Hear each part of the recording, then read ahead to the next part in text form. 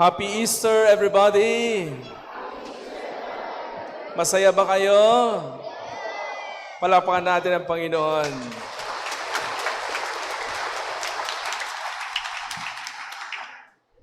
I have two beautiful stories to tell you. My little resurrection stories. Last week, may tumawag sa akin na parishioner natin. Sabi niya, Father, pwede bang pumunta ka sa hospital? Kasi yung aking brother-in-law ay medyo hindi maganda ang kanyang kalagayan. So ako po ay tinignan ko yung aking schedule at sabi ko, meron naman akong parang 2 hours na pwede sa hapon. So, sabi sa akin, sige po, kung pwede ay pick upin namin kayo kasi pupunta tayo sa lung center. So pinick up nila ako at in-anoint ko yung may sakit.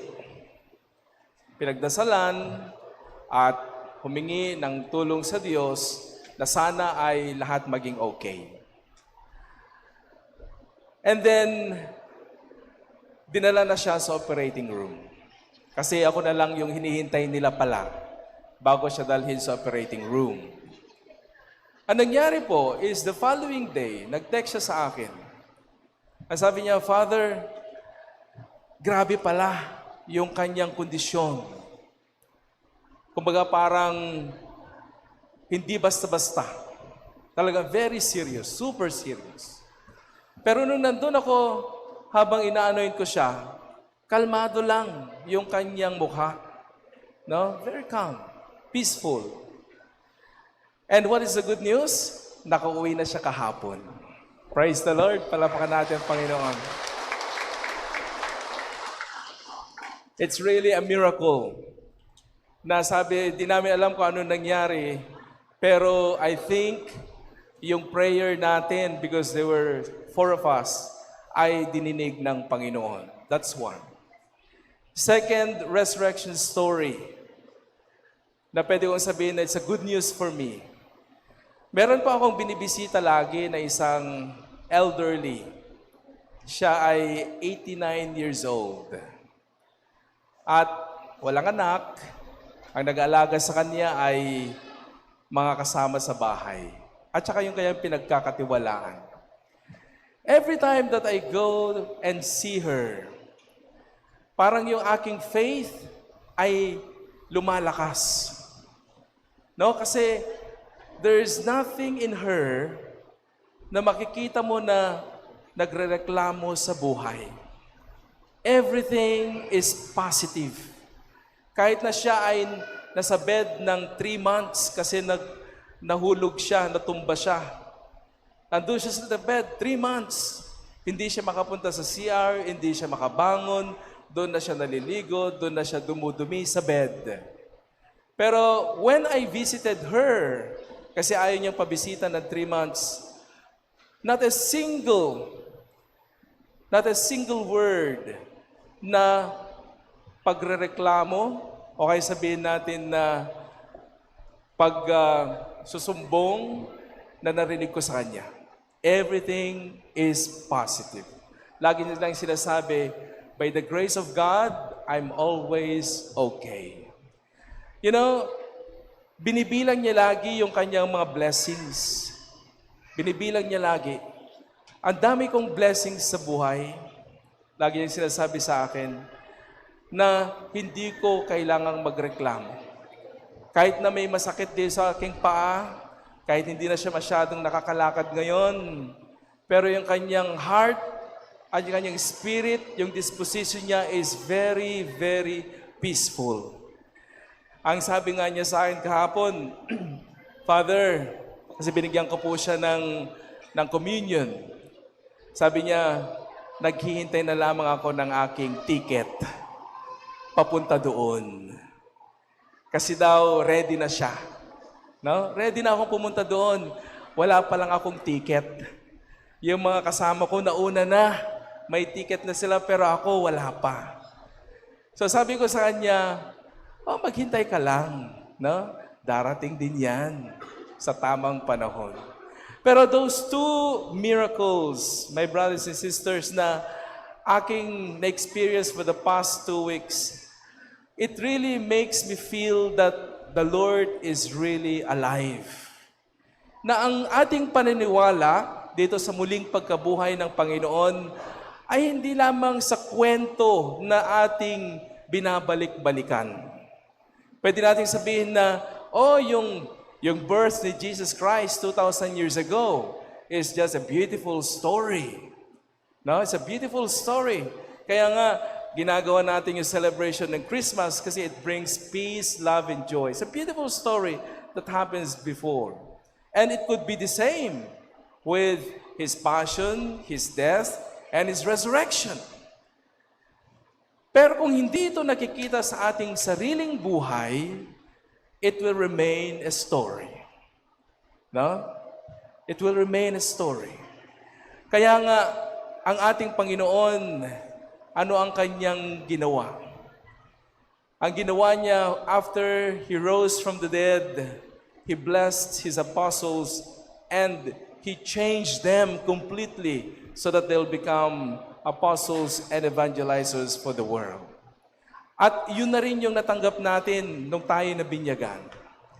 Kaya itong kwentong ito, yung narinig natin from the Gospel of John, ang sabi po doon ay medyo madilim pa nung pumunta si Mary Magdala doon sa tomb.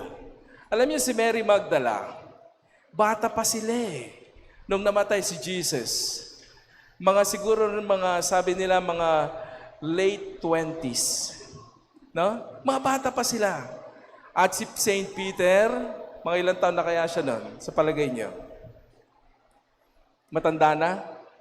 Kasi lagi lang natin nakikita ang picture ni Saint Peter, yung mahabang balbas, no? Yung matanda na. Pero when Jesus resurrected from the dead, he's only probably early 30s. Mas bata pa sa akin.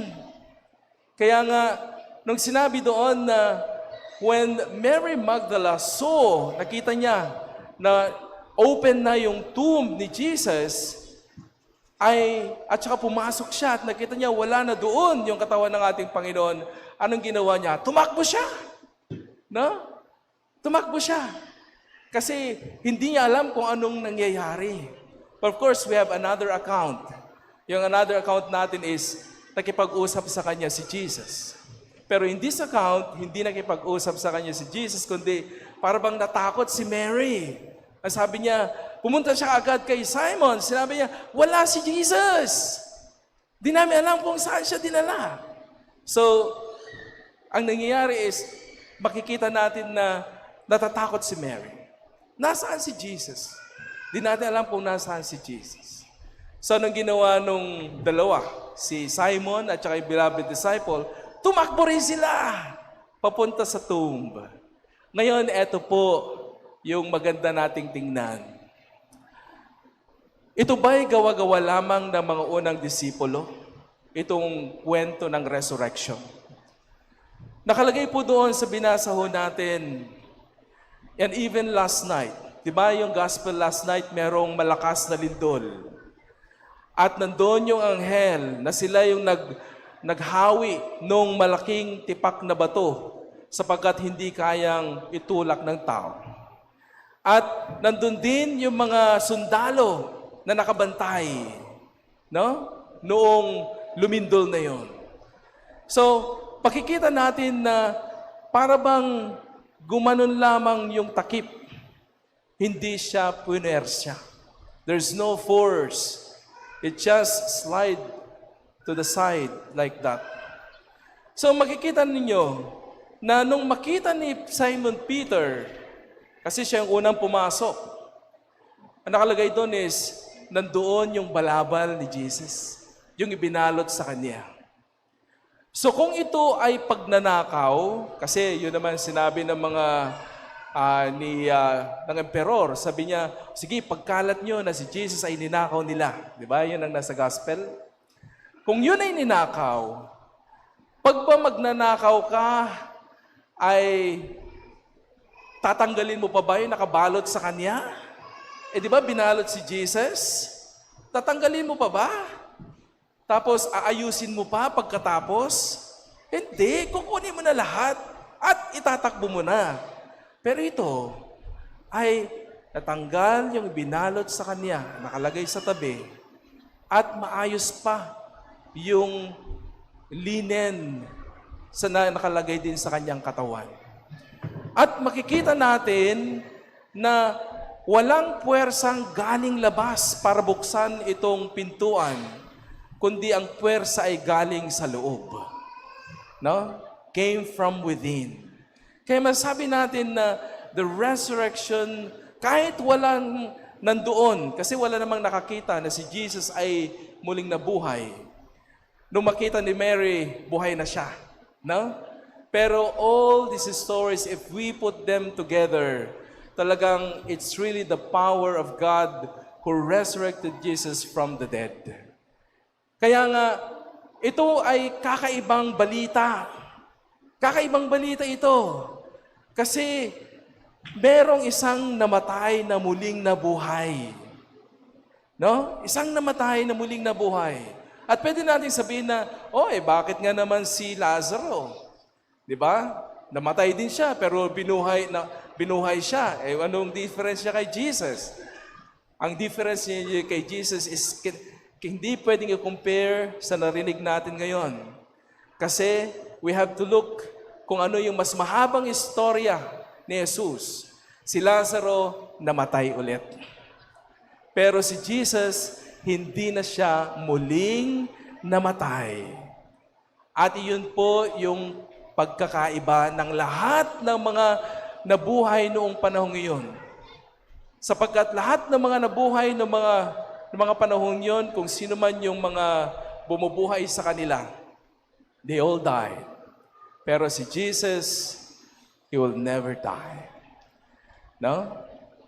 Kaya, my brothers and sisters, kailangan nating maniwala. Kaya nga, ang nakalagay doon, di ba noong unang pumasok, yung beloved disciple, sumilip pala at nakita niya na wala na doon yung katawan ni Jesus. Pero ang nangyari, noong pangalawa siyang pumasok, finally, ang sabi niya, nakita niya at siya'y naniwala. Ang tanong po sa atin, kayo ba ay naniniwala na si Jesus ay muling nabuhay? Amen? Kung kayo ay naniniwala na si Jesus ay muling nabuhay, kayo po ay pinananahanan ng banal na Espiritu. Sapagkat ang sinabi sa banal na kasulatan, yung Espiritu lamang ng Diyos ang pwedeng makapagsabi na si Jesus ay Diyos. Kaya nasa inyo ang banal na Espiritu kung kayo'y naniniwala na si Jesus ay muling nabuhay. At ano itong banal na Espiritu na nasa atin? Ito po ang nagbibigay ng lakas sa inyo kapag meron kayong problema. No? Ito po ang nagbibigay sa inyo ng kapayapaan kapag gulong-gulo na kayo sa buhay at pag-iisip. At ito rin po yung nagiging dahilan kung bakit yung mga problema natin ay naaayos na hindi natin inaasahan. Siya rin po ang nagdadala sa atin ng mas malalim na relasyon sa Diyos. Siyang nagsasabi sa atin na ang ating pamumuhay ay kailangan nating ayusin at baguhin. And today, siya rin po ang nagdala sa inyo dito sa simbahan. No? Kaya ang banal na Espiritu ang gumagabay sa atin at ang Espiritu na ito ay siyang bumuhay sa ating Panginoon. Kaya tayo po ay magalak sapagkat ang pagkabuhay ng Diyos ay pagkabuhay din po nating lahat. No? Kaya yung sinabi ko kanina sa umpisa, kung si Jesus ay tinalo niya ang kamatayan, ano pang problema ang meron ka na hindi kayang talunin ng ating Panginoon? Wala. Ano ba mga problema natin? Ako po ay nakinig ng kumpisal dito noong Miyerkules Santo. Sabi ko sa mga pari, meron tayong 5 pari. Siguro in 2 hours tapos na. Alam niyo kung anong oras kami natapos? Nag-start kami ng 7 p.m. Anong oras kami natapos? 11:30 p.m. Ang daming nangumpisal dito for the first time na ako'y pari sa loob ng 12 years. This is the longest confession na ginawa namin. And ang sarap pong makaramdam sa puso ng pari kapag yung nangungumpisal sa amin ay pagkatapos parang aalis siya ng maluwag ang kanyang damdamin. Alam nyo, yan ay dahil sa banal na Espiritu. Siyang nagbibigay sa atin ng lakas para aminin natin ang ating mga pagkakamali at pag pinatawad tayo ng Diyos Ama, siya din ang nagbibigay sa atin ng kapayapaan sa puso natin. Kaya, ang mensahe ng muling pagkabuhay ay nakikita natin sa ating pang-araw-araw na pamumuhay sa mundong ibabaw. Kaya, my brothers and sisters, mamaya magre-renew tayo ng ating baptismal vows. At sasariwain natin muli yung ating pinangako nung tayo'y bininyagan. Una, ang sinasabi natin ay iiwasan natin at tatalikdan ang mga kasalanan. Amen ba yun? Kaya humingi tayo sa Diyos ng lakas, sabihin natin, Lord, meron akong kahinaan. Ito po yung kahinaan ko. It's either pride, lust, envy, anger, gluttony, avarice, or greed. No? So, meron tayo lahat yan. Sabihin mo sa Panginoon, Lord, eto ang aking kahinaan. Sana sa pagre-renew ko ng vows ngayong umaga ay mabawasan o kaya mawala na itong mga bagay na ito. No? And then later on, ay sasariwain natin ulit yung ating pananampalataya. Na kung saan we will proclaim again that Jesus is our Lord and our Savior. Amen po ba yun?